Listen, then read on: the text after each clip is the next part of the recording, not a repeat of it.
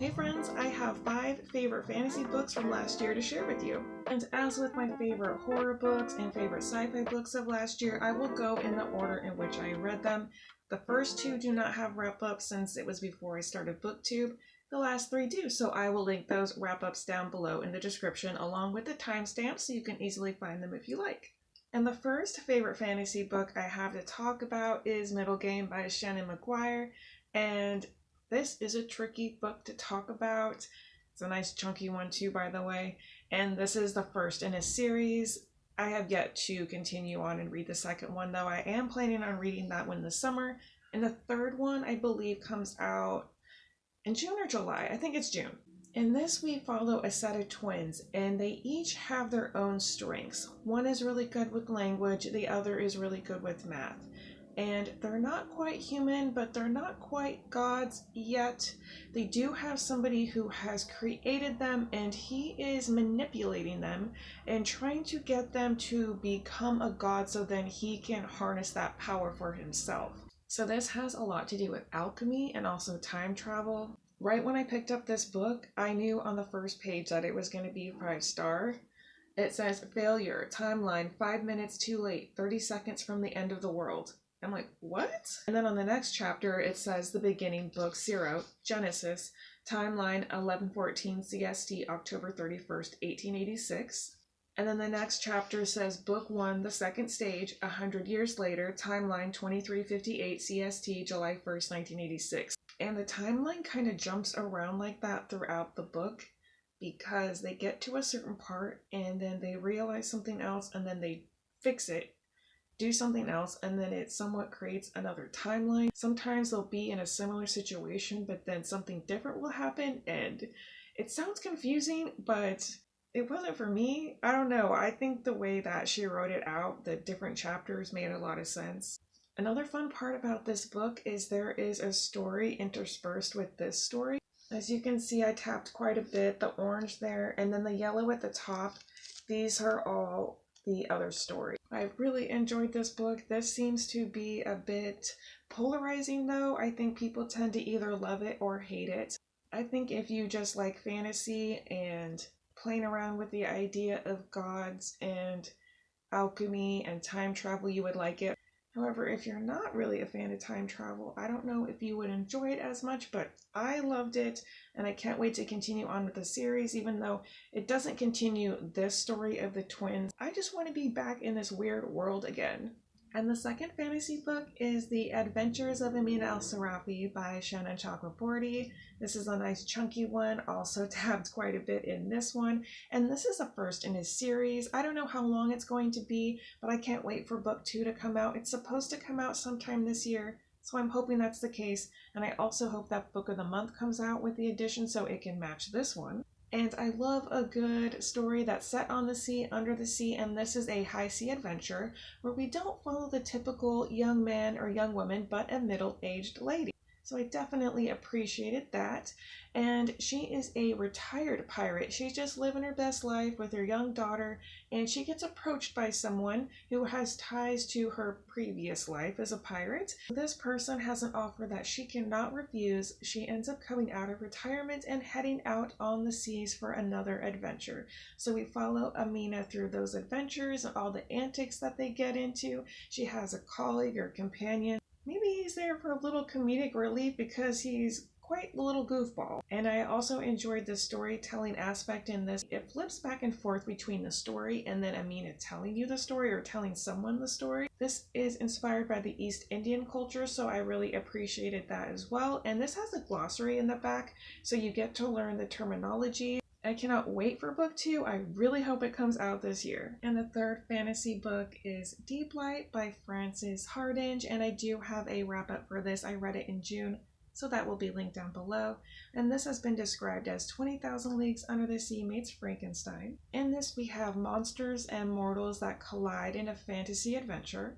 It explores the hypnotic allure of fear, the adamant grip of the past, and the redeeming power of stories. The main character in this book loves stories. They are always referencing stories. They want to be told stories. They want to tell stories. They want to become a part of their own story. That's really an enjoyable aspect of this book. In this book, we had gods that used to be alive, but they got in giant fights and they tore each other up, and all the pieces were scattered over the ocean. So we have the people who go scavenging for these parts. It's really dangerous, but the parts are really valuable because they are able to use them in their machinery. The only thing is if it gets into the wrong hands, it can be even more dangerous. Well, we have a young man who finds a still beating heart of a god. And while he's trying to keep this out of the hands of the wrong people, he's also trying to save his best friend because it can change people. It almost makes them possessed in a way, and it will change them for the worse. And while his friend is being transformed into something he does not recognize, he is trying his best to save him while also not being killed in the process. So in this book, we have stories, we have friendship, we have action and adventure. There is one underwater scene in particular that will always stay in my brain. This is the first book that I've read by this author, and I definitely want to check out more. And the penultimate fantasy book I have to talk about is The Stardust Thief by Chelsea Abdullah, and this was a lot of fun. This is an East Indian inspired tale, specifically inspired by 1001 Nights. And in this, we follow Luli, who is a midnight merchant, in other words, a criminal, and with the help of her jinn bodyguard, she hunts and sells illegal magic. One day, she saves the life of a cowardly prince, and this captures the attention of his father, the Sultan. And then he ends up blackmailing her into finding this ancient lamp.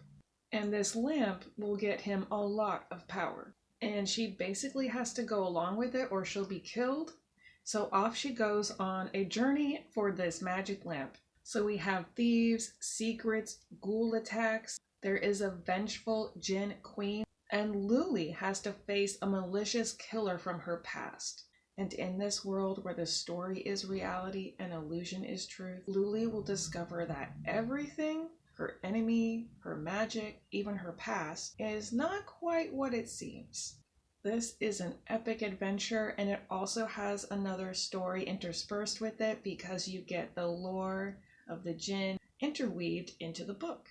This is going to be a trilogy. I cannot wait for the second book, The Ashfire King, to come out in July. And I really hope that book of the month comes out with it as well, so it matches. And the final fantasy book I have to talk about is The Night Circus by Erin Morgenstern. And I read this in November, so that wrap-up will be linked down below. In this, we follow a magical circus. It just appears around midnight in random places, and then it disappears around dawn. Everything is done in a black and white theme. There is some accents of red, but that means something in particular, and you'll just have to read the book to find out what that means.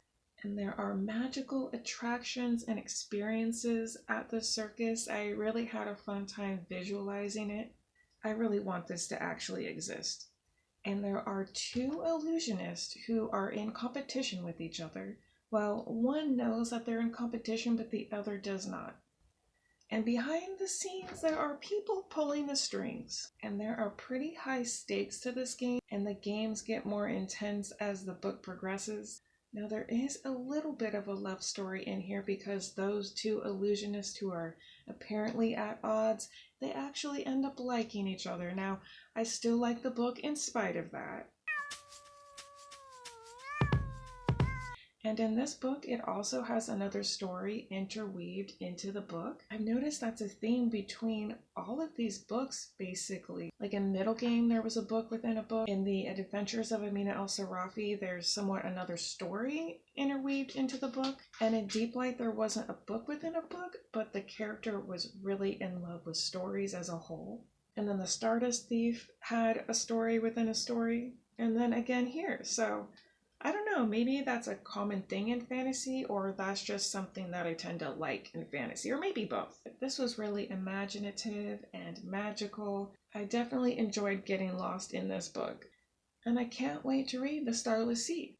So here are my 5 favorite fantasy books of last year, and if you've made it this far and would like to let me know with an emoji, go ahead and leave a circus tent or anything ocean related, maybe an octopus, fire, or a candle. And if you missed any other videos of my favorite books of 2023, I'll have my playlist link right here. And as always, thank you so much for watching. I'll see you on the next one.